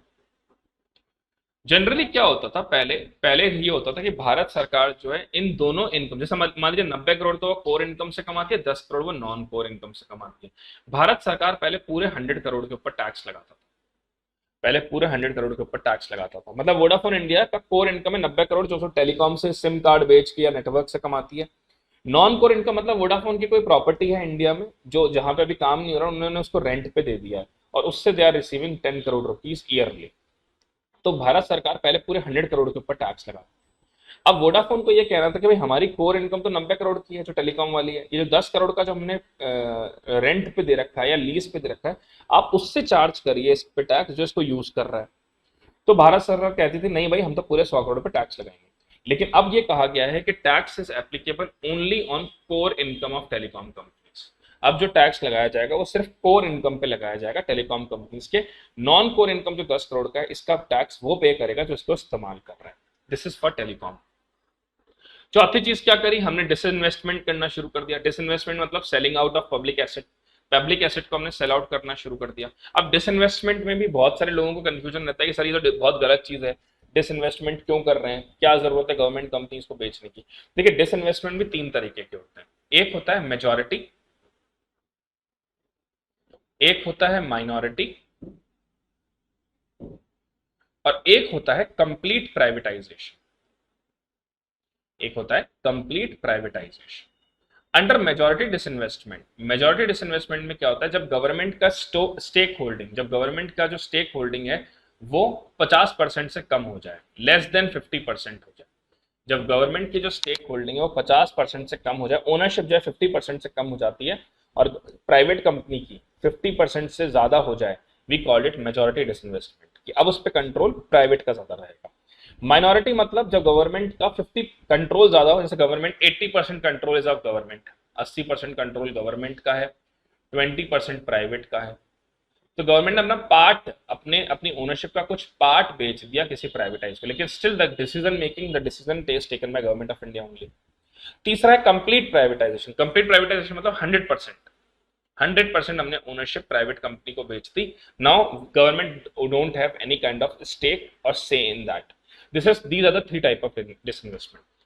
अब मुझसे बहुत बच्चे पूछते हैं सर डिसइन्वेस्टमेंट तो गलत है, एयर इंडिया का क्यों कर रहे हैं, रेलवे का क्यों कर रहे हैं, ऐसा सच। देखिए डिसइन्वेस्टमेंट तब गलत है जब कोई प्रॉफिट मेकिंग वेंचर को आप सेल आउट कर रहे हो और फिर आप डिसइन्वेस्टमेंट कर रहे हो, दिस इज रॉन्ग। लेकिन कोई ऐसा एसेट है जो आपका लॉस मेकिंग एसेट है, वो रिकवर ही नहीं हो रहा, आप गवर्नमेंट ऑफ इंडिया ने काफी कोशिश कर ली लेकिन there is no chance of recovery, उसको अगर आप मान लीजिए उसका पार्ट बेच रहे हो या 50% बेच रहे हो, and you generate the income from that, and that income आप किसी प्रोडक्टिव एसेट में लगा रहे हो, तो क्या प्रॉब्लम है। जैसे एग्जांपल देते हैं, ये गवर्नमेंट की दो कंपनीज हैं, एक कंपनी है ए, एक कंपनी है बी। अब ए कंपनी गवर्नमेंट को प्रॉफिट दे रही है 200 करोड़ का, ये ए प्रॉफिट दे रही है गवर्नमेंट को 200 करोड़ का। बी कंपनी का नुकसान है 100 करोड़ का, तो गवर्नमेंट का एवरेज प्रॉफिट कितना हुआ, सिर्फ 100 करोड़। अब यही मान लो कि बी कंपनी को गवर्नमेंट सेल कर दे 500 करोड़ में, बी कंपनी को गवर्नमेंट बी कंपनी को सेल कर दे 500 करोड़ में, और इस 500 करोड़ को गवर्नमेंट लगा दे ए कंपनी में, तो हो सकता है प्रॉफिट जो है वो हो जाए 1000 करोड़ के। तो रादर देन बी कंपनी का लॉस झेलें, अगर उस बी कंपनी को बेच के उसका प्रॉफिट, उसका जो पैसा है उसको ए कंपनी में लगा के प्रोडक्टिविटी एनहांस कर दे, तो ओवरऑल प्रॉफिट गवर्नमेंट का इंक्रीज हो जाएगा। This is the main purpose behind the disinvestment. अब जब गवर्नमेंट ने डिसइन्वेस्टमेंट करना शुरू किया तो उसके लिए सरकार ने पर्टिकुलरली स्ट्रेटेजिक सेक्टर्स को आइडेंटिफाई किया कि भाई स्ट्रेटेजिक सेक्टर्स में हम डिसइन्वेस्टमेंट नहीं करेंगे, जैसे atomic energy and space, defence, transport, telecommunication, power, petroleum, coal, banking, insurance and financial services, इसमें हम डिसइन्वेस्टमेंट कभी भी कंप्लीट डिसइन्वेस्टमेंट नहीं करेंगे, कंप्लीट प्राइवेटाइजेशन नहीं करेंगे, क्योंकि ये इकोनॉमी के लिए बहुत इंपॉर्टेंट है। They are the sector on which Indian economy is dependent. हाँ, लेकिन जैसे मान लीजिए एयर इंडिया का प्राइवेटाइजेशन हो गया, अब टाटा जी को बेच दी एयर इंडिया, क्योंकि सरकार को पता था हमने बहुत कोशिश कर लिया, हम प्रॉफिट ही जनरेट नहीं कर रहे से, तो ठीक है। फिर सरकार ने कहा एक और स्कीम चालू करी, that is national monetisation pipeline, इसको हम कहते हैं एसेट मोनेटाइजेशन। सरकार ने एक दिमाग लगाया, सरकार ने कहा यार अपनी एसेट को हम क्यों बेचें, अपनी एसेट को प्राइवेट कंपनी को क्यों बेचें, कल को हो सकता है वो एसेट पॉजिटिव हो जाए, हमें बहुत पैसा मिले, क्या मतलब है कंप्लीट एसेट मोनेटाइजेशन को। सरकार ने क्या किया, जैसे मान लो ये एक बीएसएनएल की बिल्डिंग है, ये बीएसएनएल की बिल्डिंग है, अब यहाँ पे कुछ काम नहीं हो रहा, इस बीएसएनएल की बिल्डिंग को सरकार ने रेंट पे दे दिया और सरकार को पर मंथ मिल रहा है 10 लाख रुपए, 10 लाख रुपीज सरकार को पर मंथ रेंट का मिल रहा है। कंट्रोल भी सरकार का, सरकार ने उसको रेंट पे दे दिया, सरकार की इनकम हो रही है। मेट्रो स्टेशन है, मेट्रो स्टेशन मान लीजिए किसी प्राइवेट कंपनी के नाम पे कर दिया, या उसका जैसे मान लीजिए जैसे एग्जांपल है राजेंद्र नगर मेट्रो स्टेशन। अब राजेंद्र नगर मेट्रो स्टेशन का नाम एचपी गैस उसके साथ जोड़ दिया, HP gas Rajendra Nagar metro station, तो एचपी गैस पर मंथ सरकार को 15 लाख रुपए दे रहा है। रेलवे ट्रैक है, ये रेलवे ट्रैक है, इसके बगल की जो प्रॉपर्टी है, यहाँ पे मान लीजिए होर्डिंग्स लग रहे हैं, यहाँ पे होर्डिंग लग रहा है, सरकार चार्ज कर रही है 1 लाख रुपए उसका, तो सरकार के पास एसेट भी है, रहेगा सरकार का कंट्रोल उस पर, सरकार को रेगुलर इनकम भी मिल रही है। This is asset monetisation. तो हमारा ये एक्सपेक्टेशन है कि हम अराउंड सरकार 6 लाख करोड़ रुपीज जनरेट कर लेगी इन 4 सालों में थ्रू दिस एसेट मोनेटाइजेशन। सरकार ने पूरा एस्टिमेट किया, और एस्टिमेट किया सरकार को लगता है कि हम अराउंड 6 लाख करोड़ जनरेट कर लेंगे in the next 4 years through monetisation of assets. उसमें टॉप 5 सेक्टर कौन कौन से हैं जहां पे मोनेटाइजेशन हो सकता है? Road, railway, power, oil and gas pipeline, telecom account. 83% जो हमारे पास आएगा 6 लाख करोड़ का, वो इन 5 सेक्टर से आएगा: road, railway, power, oil and gas pipeline and telecom. ठीक है, दिस इज एसेट मोनेटाइजेशन। अब बात कर लेते हैं इकोनॉमिक की सेक्टोरल ट्रेंड्स की, सेक्टर वाइज इकोनॉमी किस तरह से ग्रो कर रही है। तो देखा जाए तो सबसे पहले देखिए एग्रीकल्चर का कंट्रीब्यूशन जो है वो 18.8 है, और एग्रीकल्चर एकमात्र ऐसा सेक्टर है जो सबसे कम सफर्ड हुआ है कोविड से। इंडस्ट्री का कंट्रीब्यूशन 28% है, और सर्विसेज का कंपोनेंट 53% है।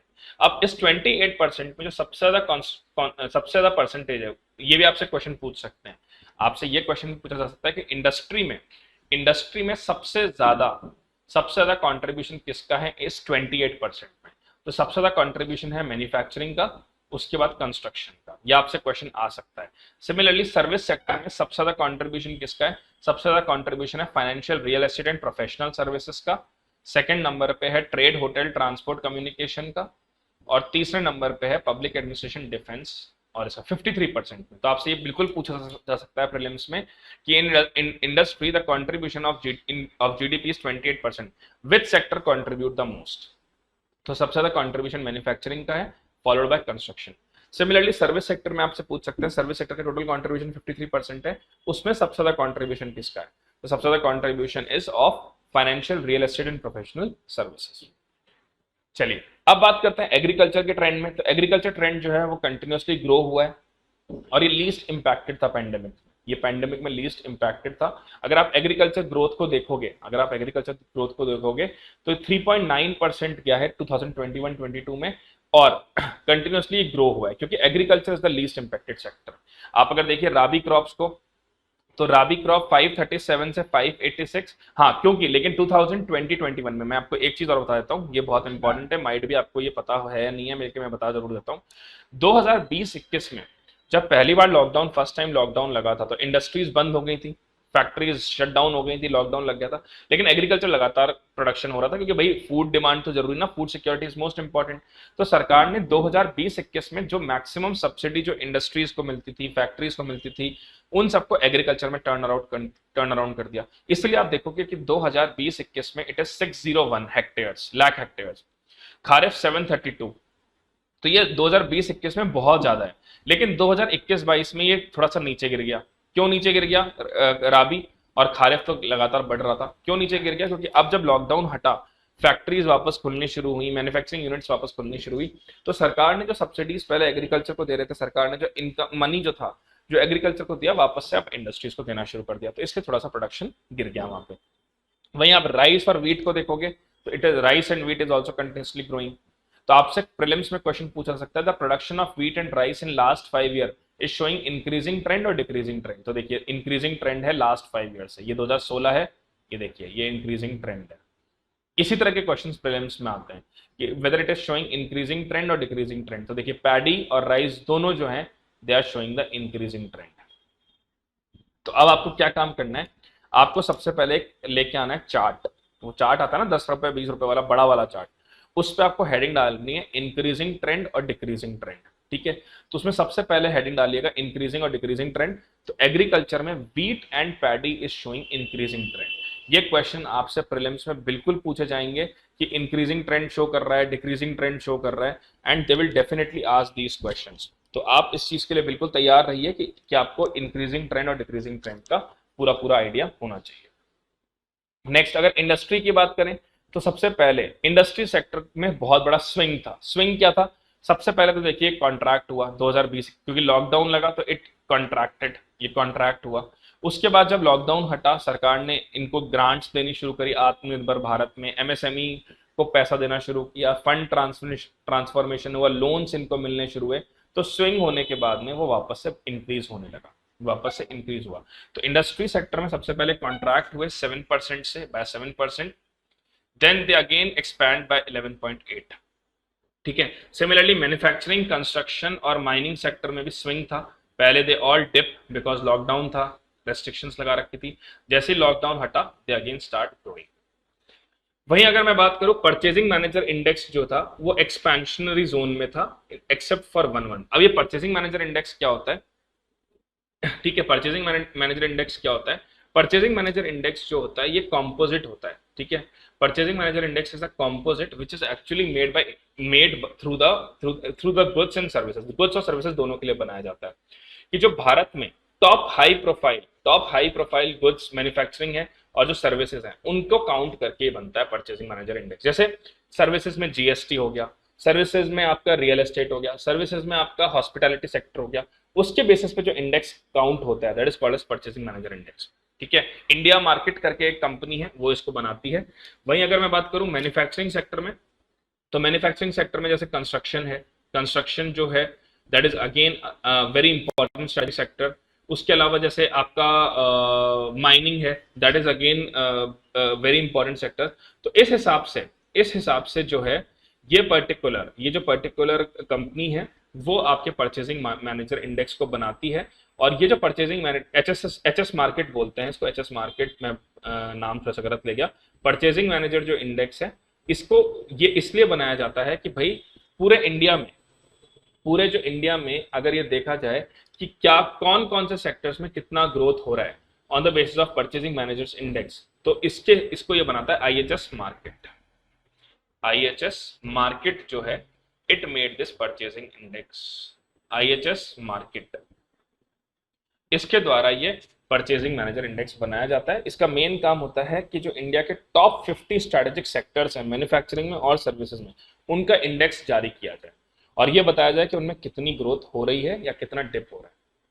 वहीं अगर मैं बात करूं इंडेक्स ऑफ इंडस्ट्रियल प्रोडक्शन और कोर इंडस्ट्रीज, आईआईपी, जो सारे सेक्टर्स हैं, कोर इंडस्ट्री आपको पता है जिसमें फूड एंड फ्यूल को शामिल नहीं किया जाता, फूड एंड फ्यूल को एक्सक्लूड किया जाता है।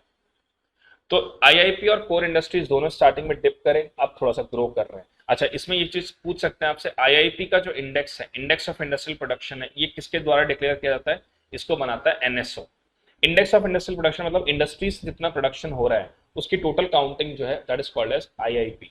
ये एनएसओ को द्वारा इसका डेटा दिया जाता है। वहीं फूड जो कोर इंडस्ट्री है इसका डेटा जो दिया जाता है मिनिस्ट्री ऑफ कॉमर्स के द्वारा।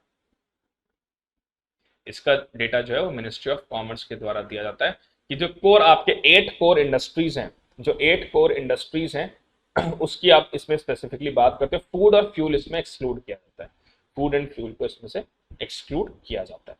ठीक है, अब गवर्नमेंट लगातार इंफ्रास्ट्रक्चर में पैसा खर्च कर रही है, गवर्नमेंट लगातार अपना कैपिटल एक्सपेंडिचर बेहतर कर रही है और सरकार चाहती है कि कंस्ट्रक्शन सेक्टर को वापस से रिवाइव किया जा सके। ठीक है, क्लियर हो गई बात? यहां तक क्लियर है आप सबको? चलिए अब आगे बात करेंगे सर्विसेज के केस में। सर्विसेज जो है सबसे ज्यादा इंपैक्ट हुई है बिकॉज ऑफ कोविड, क्योंकि होटल्स बंद थे, रियल एस्टेट मार्केट बहुत तरह से डिप करा क्योंकि लोग नया कोई प्रॉपर्टी नहीं खरीद रहे थे, लोग पैसा बचा रहे थे बिकॉज ऑफ कोविड, लोग घूमने नहीं जा रहे थे, तो हॉस्पिटलिटी सेक्टर बहुत बुरी तरह इफेक्ट हुआ। ट्रैवल, ट्रेड और होटल सबसे ज्यादा इफेक्ट हुए and they are now trying to be on recovering state. तो परचेजिंग मैनेजर इंडेक्स सर्विसेज के केस में ये कहता है कि it is showing on the recovery trend. अब रिकवरी हो रही है धीरे धीरे, लेकिन still lot needs to be done. जो सबसे ज्यादा प्रॉफिटेबल सेक्टर रहा है सर्विस सेक्टर में because of this COVID is software and IT enabled service. इनमें बहुत जबरदस्त बूम आया। वर्क फ्रॉम होम कंपनीज ने कर दिया था। सारे बच्चे जो स्कूल जो बच्चे पढ़ रहे हैं वो लैपटॉप पे पढ़ रहे हैं, आपके पेन टैबलेट्स पे पढ़ रहे हैं। बच्चे जो हैं वो आपके सॉफ्टवेयर का इस्तेमाल कर रहे हैं, ओबीएस सॉफ्टवेयर, ये सॉफ्टवेयर, वो सॉफ्टवेयर। तो इन सब चीज़ों की वजह से ये बिजनेस सबसे ज़्यादा बूम कर रहा था एंड वर्क फ्रॉम होम की वजह से आईटी सर्विसेज लगातार बढ़ रही थी। तो अगर आप डिमांड ट्रेंड देखोगे, डिमांड ट्रेंड क्या होता है? सरकार का जो एक्सपेंडिचर है ये हम कैसे निकालते हैं? C plus G plus I plus X minus M.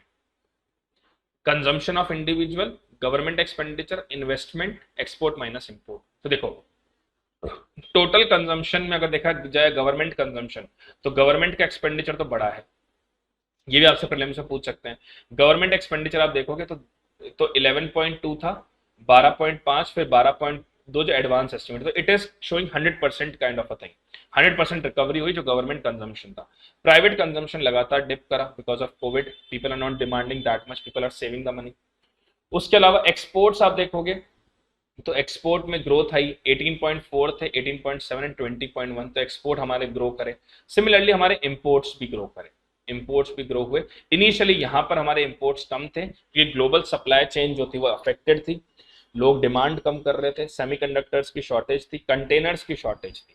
तो देखा जाए तो इंपोर्ट ने भी फिर इंक्रीजिंग ट्रेंड अपना लिया 2021-22 में, जब लॉकडाउन खुल गया, चारों तरफ एक्सपोर्ट इंपोर्ट बढ़ गए, तो हमारे एक्सपोर्ट राइज करे, हमारे इंपोर्ट भी राइज हुए, कंजम्पशन जो था वो इंक्रीज हुआ, लेकिन वो पर्टिकुलरली कम था in comparison to pre Covid level. ये भी आपसे क्वेश्चन पूछा जा सकता है। ठीक है, अब अगर बात करें इन्वेस्टमेंट की, तो इन्वेस्टमेंट जो था, सरकार की तरफ से इन्वेस्टमेंट बहुत किया गया। सरकार ने नई नई स्कीम्स लॉन्च करी, Atmanirbhar Bharat, national infrastructure pipeline, क्योंकि government want to adopt a policy, fiscal policy government ने एक्सपेंशन भी वाली अडॉप्ट करी। इकोनॉमी में डिमांड नहीं थी, इकोनॉमी में डिमांड क्रिएट करनी थी, सप्लाई चेन को बेहतर करना था, इकोनॉमी में ओवरऑल एम्प्लॉयमेंट एनहांस करना था, इकोनॉमी में ओवरऑल डिमांड जनरेट करनी थी। That's why government put in more money in generation of investment. Private investment अभी भी बहुत कम था क्योंकि लोगों के पास पैसा नहीं था, लोग इन्वेस्ट फर्दर नहीं करना चाहते थे, लोगों को था कि भाई एटलीस्ट फूड सिक्योरिटी पहले मोस्ट इंपॉर्टेंट है। ठीक है, फिर धीरे धीरे जब कोविड खुलने लगा तो people start investing in different different sectors. Banks ने भी क्रेडिट काफी दिया, लोन काफी दिए, और जब गवर्नमेंट की तरफ से गारंटी दी गई कि हम लोन पे कर देंगे एमएसएमई के बिहाफ पे, आप लोन दीजिए, उनको एनपीए मत ट्रीट करिए, तो बैंक्स ने भी खुले हाथ से अच्छा खासा लोन प्रोवाइड किया। मॉनेटरी पॉलिसी में देखा जाए तो देखो, रेपो रेट को कट किया सरकार ने इनिशियली, जब कोविड लगा ही लगा था तो रेपो रेट को कम कर दिया ताकि लोन डिस्ट्रीब्यूट करते वक्त कमर्शियल बैंक्स परेशान ना हो कि भाई हमारे को बर्डन ज्यादा पे करना पड़े। सरकार ने फिर लगातार उसको मेंटेन रखा, रेपो रेट को अनचेंज रखा, एमएसएफ को सिर्फ 0.25 से बढ़ाया। सर आरबीआई ने अकोमोडेटिव स्टैंस अपनाया। अब ये अकोमोडेटिव स्टैंस क्या है, this is the most important thing. Accommodative stance का मतलब है जहां पे आप इंटरेस्ट रेट को या तो सेम रखो या रिड्यूस कर दो। मतलब आप रेपो रेट को या तो सेम रखिए 4% जितना भी है, या उसको कम कर दीजिए, जैसे 3.75 कर दिया। आप एसएलआर को, सीआरआर को या तो सेम रखो या रिड्यूस कर दो। This is accommodative stance. जहां पे आपको पता है कि इकोनॉमी में बहुत बुरी हालत है, डिमांड क्रिएट नहीं हो रही, लोगों के पास पैसा नहीं है, लोग परेशान है, तो गवर्नमेंट फॉलो अकोमोडेटिव स्टैंस। दूसरा होता है कैलिब्रेटेड स्टैंस। कैलिब्रेटेड स्टैंस का मतलब होता है जब इन्फ्लेशन होता है इकोनॉमी में, ये हम करते हैं रिसेशन में। कैलिब्रेटेड स्टैंस हम लेते हैं इन्फ्लेशन में, मतलब डिमांड बहुत ज्यादा है, लोगों के पास बहुत पैसा है, इकोनॉमी में फ्लरिश कर रही है बेहतर, उसमें आप क्या करोगे, इंटरेस्ट रेट को इंक्रीज कर देते हो ताकि लोन महंगे हो जाए, लोग और डिमांड ना करें। फर्दर डिमांड करने से इन्फ्लेशन फिर बढ़ेगा, सप्लाई कम है तो इंटरेस्ट रेट्स को बढ़ा दो। जैसे कि एग्जांपल ले लेता हूं मैं, अकोमोडेटिव स्टैंस में क्या हो रहा है, 100 क्रेटा कार है, 100 क्रेटा कार है सप्लाई के लिए, डिमांड सिर्फ 20 की ही है, डिमांड 20 की है, तो कार लोन क्या हो जाएगा, कार लोन रिड्यूस हो जाएंगे क्योंकि डिमांड सिर्फ 20 की, अवेलेबल 100 है। यहाँ पे अवेलेबल 20 है और डिमांड कर रहे हैं लोग 100 की, तो इंटरेस्ट रेट बढ़ा दो भाई। क्यों, क्योंकि गाड़ी कम है, शॉर्टेज है गाड़ियों की और सभी लोग डिमांड कर रहे हैं, सभी लोगों के पास पैसा है, तो क्या कर दो, इंटरेस्ट रेट बढ़ा दो ताकि जो लोग लोन लेने, गाड़ी का लोन लेने आए, उनको लोन महंगा मिले। This is calibrated stance. Apart from that और हमने क्या क्या स्टेप्स लिए, और हमने एक्सटर्नल सेक्टर में सरकार ने क्या स्टेप्स लिए। सबसे पहला पॉइंट जो मोस्ट इंपॉर्टेंट है इस साल के प्रीलिम्स में, भारत सरकार का बैलेंस ऑफ पेमेंट सरप्लस था। बैलेंस ऑफ पेमेंट मैं बता चुका हूं, अभी आपको खैर मैंने पढ़ाया नहीं है, पढ़ा दूंगा मैं। Current account plus capital account, इसको हम कहते हैं balance of payment. Systematic recording of transactions done by the residents of one country with the rest of world in 1 year, it is called as balance of payment। इसमें दो तरह की चीजें शामिल की जाती है, करंट अकाउंट और कैपिटल अकाउंट। करंट अकाउंट मतलब जो हमारे डेली के एक्सपेंडिचर्स होते हैं, जैसे एक्सपोर्ट, इंपोर्ट, ट्रांसफर्स, मेरा भाई अमेरिका में पढ़ाई कर रहा है, मैं पैसा भारत अमेरिका भेज रहा हूँ। रेमिटेंसेस, मैं अमेरिका में नौकरी कर रहा हूँ, मैं अपने पैसे अपने मम्मी पापा को इंडिया भेज रहा हूँ। This all include in current account. Short term मतलब जो डेली के खर्चे होते हैं। कैपिटल अकाउंट मतलब लॉन्ग टर्म, जैसे लोन्स, एफडीआई, एफआईआई, मतलब जो लॉन्ग टर्म बोरोइंग्स आप कर रहे हो, दिस इज कैपिटल अकाउंट। तो इन दोनों का sum total that we called as balance of payment. तो भारत का बैलेंस ऑफ पेमेंट सरप्लस रहा इन लास्ट 2 सालों में। इसका मतलब क्या है, जब सरप्लस रहा तो आरबीआई के पास काफी अच्छा खासा फॉरेक्स रिजर्व कलेक्ट हो गया, और आरबीआई ने उस एक्यूमुलेटेड फॉरेक्स रिजर्व को अपने पास रखा, जिससे इंडिया की ओवरऑल फाइनेंशियल सिचुएशन बेहतर होगी। अगर देखा जाए तो 2021 नवंबर 2021 के एंड तक भारत चौथा सबसे ज्यादा फॉरेक्स एक्सचेंज रिजर्व होल्डर था। मतलब पूरे वर्ल्ड की इकोनॉमीज की बात करी जाए तो India has the highest fourth largest foreign exchange reserve in world after China, Japan and Switzerland. Prelims question again. इसका मतलब we have so much of foreign exchange reserve with RBI during this time period. ठीक है, apart from that, जब foreign exchange reserve आपके पास है, आपकी country में एफडीआई लगातार बढ़ रहा है, आपकी कंट्री में एक्सपोर्ट लगातार बढ़ रहा है, इसका मतलब है आपकी कंट्री में ओवरऑल सिचुएशन काफी बेहतर है। ठीक है, अब बात करें इन्फ्लेशन की, तो इनिशियली देखिए इन्फ्लेशन बहुत ज्यादा था पूरी वर्ल्ड इकोनॉमी में, सिर्फ इंडिया में नहीं पूरे वर्ल्ड में इन्फ्लेशन बहुत ज्यादा था, क्योंकि डिमांड लोग लगातार कर रहे थे, सप्लाई चेन अफेक्टेड थी, डिमांड हो रही है, सप्लाई अवेलेबल नहीं है, तो क्या होगा, ओवरऑल वर्ल्ड इकोनॉमी में इन्फ्लेशन बढ़ जाएगा। फिर सप्लाई चेन डिस्टर्ब थी, कहीं पे गुड्स 10 दिन बाद आ रहे हैं, कहीं पे 15 दिन बाद आ रहे हैं, कहीं पे 5 दिन लग रहे हैं, कहीं पे 7 दिन लग रहे हैं, कहीं पे कंटेनर की प्रॉब्लम है, फ्रेट कॉस्ट बढ़ गई। कंटेनर्स होते हैं, जैसे कंटेनर आपने देखे होंगे जहाज के ऊपर बहुत बड़े बड़े कंटेनर्स होते हैं जिनमें हम गुड्स को डालते हैं, अभी कंटेनर की शॉर्टेज थी। क्या क्या हुआ था, जैसे भारत में बॉम्बे सबसे बड़ा पोर्ट है, तो मैक्सिमम कंटेनर्स बॉम्बे में थे। अब लॉकडाउन लग गया, अब उन लॉकडाउन लगने की वजह से क्या हुआ, वो कंटेनर बॉम्बे में ही रह गए, और विशाखापट्टनम से या कलकत्ता से जब हम ट्रेड कर रहे थे उसमें कंटेनर्स की कमी हो गई, तो हम ईस्ट में इतने एक्सपोर्ट कर नहीं पा रहे थे, अब डिसरप्शन हो गया, इससे फ्रेट कॉस्ट बढ़ गई। ठीक है, ओवरऑल इन्फ्लेशन इकोनॉमी के अंदर बहुत ज्यादा इंक्रीज हो गया, क्योंकि बिकॉज कंटेनर इशू, ये रहा देखिए शॉर्टेज ऑफ कंटेनर, आप ये देखो शॉर्टेज ऑफ कंटेनर वाली चीज। ठीक है, apart from that we have this problem also, shortage of container, semiconductors की problem, as a result of that कि ओवरऑल वर्ल्ड इकोनॉमी में सप्लाई चेन डिस्टर्ब होने की वजह से इन्फ्लेशन काफी ज्यादा बढ़ गया। फिस्कल बैलेंस देखा जाए तो भारत सरकार का फिस्कल डेफिसिट बढ़ा था इनिशियली, क्यों, क्योंकि डिमांड बहुत ज्यादा थी और हमारे एक्सपेंडिचर्स बहुत ज्यादा हो रहे थे, सरकार ने आत्मनिर्भर लॉन्च कर दिया, सरकार ने एनआईपी लॉन्च करी, तो फिस्कल डेफिसिट क्या होता है, capital expenditure, what is fiscal deficit, capital expenditure, capital expenditure plus capital receipt, plus capital receipt minus revenue expenditure plus revenue receipt. Sorry sorry sorry sorry, एक मिनट गलती हो गई मुझसे, इसको वापस लिखते हैं ठीक तरीके से ताकि आपको समझ में आ जाए। फिस्कल डेफिसिट क्या होता है,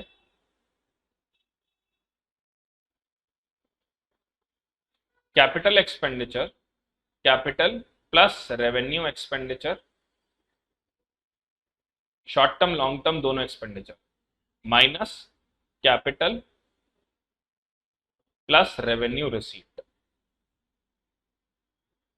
इसमें से बोरोइंग को हटा दिया जाता है, एक्सक्लूडिंग बोरोइंग। मैं आपको पढ़ा चुका हूं रेवेन्यू रिसीट क्या होती है, कैपिटल रिसीट क्या होती है, रेवेन्यू एक्सपेंडिचर कैपिटल एक्सपेंडिचर क्या होता है, फटाफट से रिवाइज करवा देता हूं। कैपिटल एक्सपेंडिचर मतलब लॉन्ग टर्म एक्सपेंडिचर, जैसे भारत सरकार कोई डैम बना रही है, एयरपोर्ट बना रही है, भारत सरकार कोई नई रेलवे लाइन बना रही है, रेलवे स्टेशन बना रही है, this is all capital expenditure. Revenue expenditure होता है छोटा एक्सपेंडिचर, जैसे सैलरी पेमेंट हो रहा है, सब्सिडीज दे रहे हो आप, ग्रांट पे कर रहे हो, this is revenue expenditure, short term expenditure. Capital receipt long term receipt, Bharat सरकार ने कोई लोन दिया बांग्लादेश को, वो लोन भारत सरकार को वापस मिल गया पूरा का पूरा। भारत सरकार ने अमेरिका से लोन लिया, भारत सरकार ने एयर इंडिया बेच दिया, उससे 1 लाख करोड़ रुपए आया, this is capital receipt. Revenue receipt छोटी इनकम, जैसे हमने यूपीएससी का फॉर्म भरा, सरकार को फीस पेनल्टी फाइन से इनकम हुई, सरकार ने बांग्लादेश को लोन दिया, उससे जो इंटरेस्ट मिला, दैट इज रेवेन्यू इनकम। तो रेवेन्यू इनकम और कैपिटल इनकम में से बोरोइंग को हटा दिया जाता है, मतलब वो चीज, जैसे हम मान लीजिए हमने अमेरिका से लोन लिया, तो अमेरिका से लोन लिया, हमें वापस पे करना है उस लोन को, तो उस बोरोइंग पार्ट को इस रिसीट में से हटा देते हैं। तो भारत का, क्योंकि भारत सरकार ने कैपिटल एक्सपेंडिचर बहुत किया था, आत्मनिर्भर भारत कर दिया, इंफ्रास्ट्रक्चर पाइपलाइन लॉन्च कर दी, इस वजह से भारत का फिस्कल डेफिसिट ज्यादा हो गया था। फिस्कल डेफिसिट ज्यादा होना इज नॉट अ प्रॉब्लम, अगर फिस्कल डेफिसिट ज्यादा भी है तो वो बहुत बड़ी प्रॉब्लम नहीं है। फिस्कल डेफिसिट ज्यादा होना प्रॉब्लम नहीं है, प्रॉब्लम तब है जब फिस्कल डेफिसिट होने के बाद में आप उस फिस्कल डेफिसिट को ठीक नहीं कर पाओ, then it's a big problem. लेकिन भारत के साथ ऐसा नहीं था, India had enough reserve with them, वो फिस्कल डेफिसिट की प्रॉब्लम को आराम से मेट आउट कर सकता था। ठीक है। फाइनेंशियल सेक्टर्स में देखें तो हमारा आईपीओ हमारे बहुत लॉन्च हुए इस समय पे, जबरदस्त आईपीओ हमने लॉन्च करे हमारी कंपनीज ने, और अराउंड 89,000 करोड़ की फंड रेजिंग हुई इस कोविड टाइम पे। 89,000 करोड़ की फंड रेजिंग हुई, तो हमारा कैपिटल मार्केट ने जबरदस्त परफॉर्म किया। नए नए स्टार्टअप्स आए, यूनिकॉर्न हुए। यूनिकॉर्न स्टार्टअप मतलब जिनका जिनका नेटवर्थ, यूनिकॉर्न स्टार्टअप मतलब जिनका नेटवर्थ $1 बिलियन से ज्यादा हो। ऐसे स्टार्टअप जिनका नेटवर्थ $1 बिलियन से ज्यादा हो, उन्हें हम कहते हैं unicorn startups. Apart from that, जो बैंक्स का CRAR था वो लगातार बढ़ता गया। अभी capital to risk weighted ratio क्या होता है ये भी आपको समझा देते हैं। What is CRAR? Capital Tier 1 plus Tier 2 plus Tier 3 upon risk weighted asset. ये एक बैंक है, मान लीजिए ये SBI बैंक है। SBI बैंक की कैपिटल, जैसे उसने कैपिटल मतलब जो उसने लोन दिए वो उसकी कैपिटल है, जो उसकी एसेट है, उसकी लैंड है, बिल्डिंग है, फर्नीचर है, मशीन है, दैट इज इट्स कैपिटल। उसके बॉन्ड्स जो उसने इशू किए हैं वो भी उसकी कैपिटल है, जो शेयर उसके पास है वो भी उसकी कैपिटल है, जो गोल्ड उसके पास है that is also it's capital. तो इन सारी कैपिटल्स को जोड़ लिया जाए, उसके बाद में डिवाइड करा जाए रिस्क वेटेड एसेट से। रिस्क वेटेड एसेट मतलब जैसे मान लीजिए SBI के पास 100 रुपए थे, अब 100 रुपए में से 30 रुपए उसने गवर्नमेंट ऑफ इंडिया को दिए, तो यहां पर रिस्क काफी कम है क्योंकि वो पैसा उसको वापस मिल जाएगा। 40 रुपए उसने अंबानी को दिए, इसमें भी 90% चांसेस है कि उसको उसका पैसा पूरा पूरा मिल जाएगा। लेकिन 40 रुपीज उसने विजय माल्या को दिए, यहां पे 99% चांस है ये पैसा डूबेगा। तो ये रिस्क वेटेड एसेट मतलब जो आपने लोन दिए उसमें से कितना चांस ऐसा है कि वो रिस्क में कन्वर्ट हो सकता है, वो एनपीए में कन्वर्ट हो सकता है, उसको आप डिवाइड कर दीजिए उससे। तो जितना ज्यादा आपका ये इंक्रीज होगा, मतलब जितना ज्यादा आपका नॉमिनेटर होगा उतना बेहतर होगा, मतलब उतनी कैपिटल आपके पास है, और जितना आपका नीचे वाला कम होगा, डिनोमिनेटर कम होगा, मतलब उतनी आपकी रिस्क कम है। तो CRAR, capital risk to adequacy ratio, जितना ज्यादा इंक्रीज होता है उतना ही बैंक बेहतर होता है, उतना ही बैंक की फाइनेंशियल परफॉर्मेंस बेहतर होती है। तो जितनी ज्यादा उसके पास कैपिटल होगी और जितने ज्यादा उसके रिस्क कम होंगे उतना ही ज्यादा CRAR बढ़ेगा, और जितना ज्यादा CRAR बढ़ेगा उतनी ज्यादा उस बैंक की एनपीए कम होंगे और कैपिटल रेज होगा। तो हमारा CRAR जो कमर्शियल बैंक्स का था वो 15.84 से बढ़ के 16.54 हो गया, दोनों बैंक्स का मिला के, प्राइवेट और पब्लिक बैंक्स का। ठीक है। सो this is about the concept of जो हमने अभी पढ़ा। अब लास्ट एक टॉपिक हमारा बच रहा है, that is taper tantrum. Taper tantrum क्या होता है इसको समझ लेते हैं, ये बहुत ज्यादा इंपॉर्टेंट है इस साल के एग्जाम के लिए। तो सबसे पहले हम समझते हैं टेपर टैंट्रम क्या है। क्या है ये टेपर टैंट्रम, क्वांटिटेटिव ईजिंग? अगर आप हमारा अपना इकोनॉमिक सर्वे देखेंगे तो उसमें है ना एक कंपैरिजन दे रखा है। ग्लोबल फाइनेंशियल क्राइसिस 2008-9 में पूरे वर्ल्ड में क्या हुआ था, टेपर टैंट्रम के दौरान क्या हुआ, और कोविड-19 पैंडेमिक के दौरान क्या सिचुएशन थी। तो पहले हम समझते हैं इन तीनों सिचुएशन में हुआ क्या था। देखिए, let's talk first about global financial crisis. Global financial crisis जो 2008-9 में आई थी उस समय क्या सिचुएशन थी?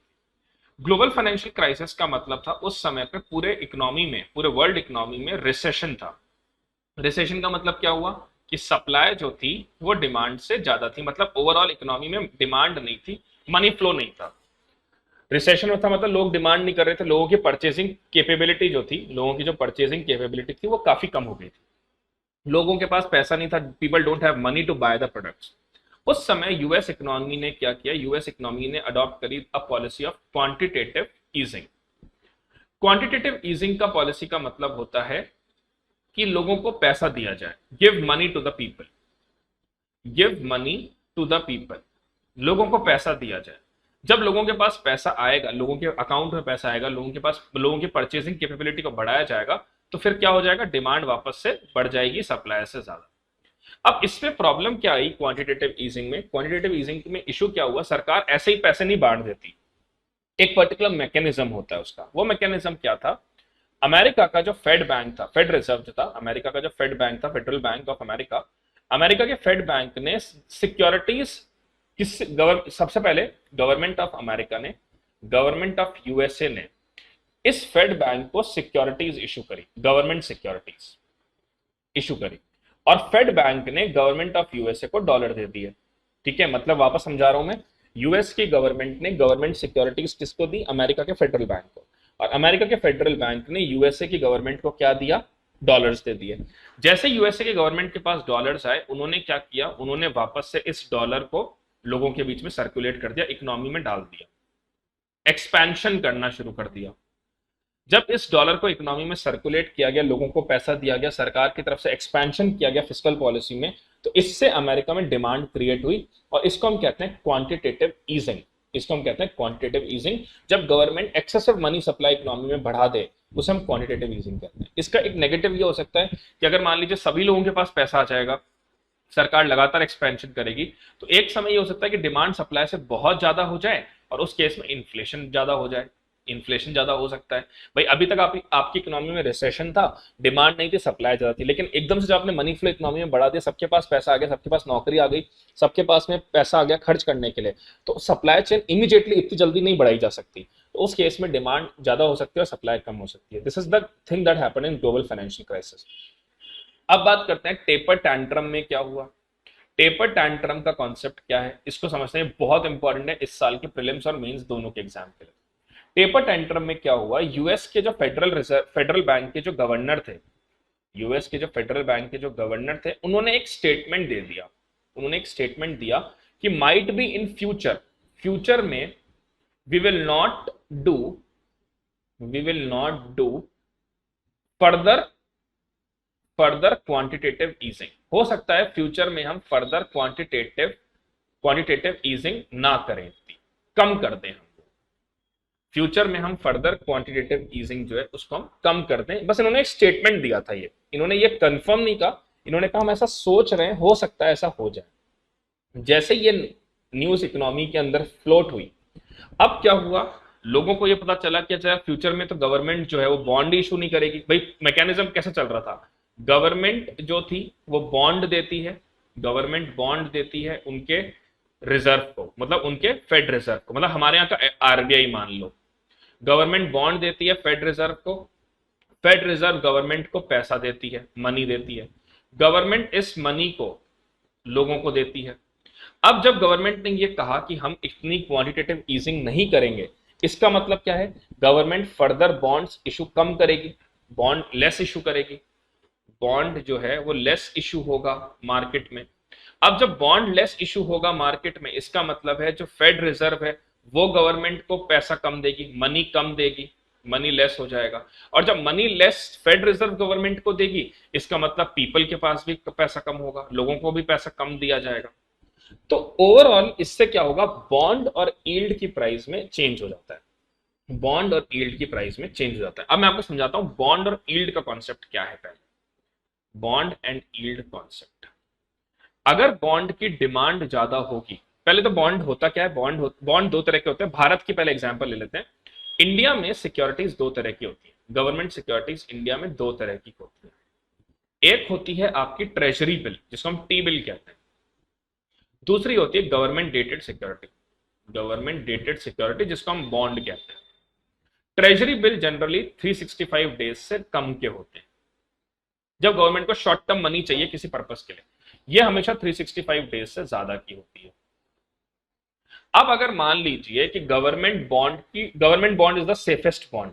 गवर्नमेंट ने मान लो बॉन्ड इशू किया आरबीआई को, आरबीआई ने बॉन्ड इशू किया जनरल कमर्शियल बैंक को, कमर्शियल बैंक ने लोगों को बॉन्ड इशू किया। मान लीजिए उस बॉन्ड की वैल्यू है 100 रुपए, तो लोगों से यह कहा जाएगा कि आप हमें 100 रुपए दीजिए, कमर्शियल बैंक को आप 100 रुपए दीजिए, कमर्शियल बैंक को 100 रुपए को आरबीआई को देगा, आरबीआई 100 रुपए को सरकार को देगा। 100 रुपए आप इस पैसे को दीजिए, हम आपको साल भर बाद, अगर ट्रेजरी बिल है तो हम साल भर बाद आपको 110 रुपए दे देंगे। अब इसका पर्पस क्या है, इसका फायदा क्या है? मेरे को 100 रुपए खर्च करने और एक साल बाद मुझे 110 रुपए मिल जाएंगे, तो मैं तो इसलिए गवर्नमेंट बॉन्ड में इन्वेस्ट करूंगा। दूसरा, मुझे पता है government bond are the safest, तो यहां धोखाधड़ी, यहाँ पे फ्रॉड होने के चांसेस जीरो है। सरकार को क्या फायदा होगा? सरकार को इमीडिएटली 100 रुपए मिल गए। अब सरकार को जयपुर से दिल्ली तक हाईवे बनाना है, सरकार को 100 रुपए मिल गए, सरकार ने हाईवे बना दिया। इस पे टोल टैक्स से सरकार को जो पैसा मिलेगा, सरकार उस टोल टैक्स से पैसा इकट्ठा करके वापस लोगों को दे देगी। तो सरकार की इमीडिएट नीड पूरी हो गई, पैसा आ गया, लोगों को इंटरेस्ट मिल गया। लेकिन अगर मान लीजिए इस गवर्नमेंट बॉन्ड की डिमांड बहुत ज्यादा बढ़ जाती है, इस गवर्नमेंट बॉन्ड की डिमांड बहुत ज्यादा बढ़ जाती है, सभी लोगों को पता है गवर्नमेंट बॉन्ड सबसे सेफ है, तो आज मैंने 100 रुपए में खरीदा है, हो सकता है मेरा एक फ्रेंड है राहुल, वो मेरे से 103 रुपए में ले ले, शाम मेरे से 105 रुपए में ले ले। अब यहां पे बॉन्ड की डिमांड लगातार बढ़ रही है, लेकिन यील्ड तो फिक्स है कि आपको 110 रुपए मिलेंगे साल भर बाद। तो मुझे 10 रुपए मिलते हैं, राहुल को मिलेंगे 7 रुपए, शाम को मिलेंगे 5 रुपए। तो जैसे जैसे बॉन्ड की डिमांड बढ़ती जाती है उसकी यील्ड कम होती जाती है, बॉन्ड की डिमांड बढ़ते ही यील्ड जो है, उसकी रिटर्न जो है वो कम हो जाता है।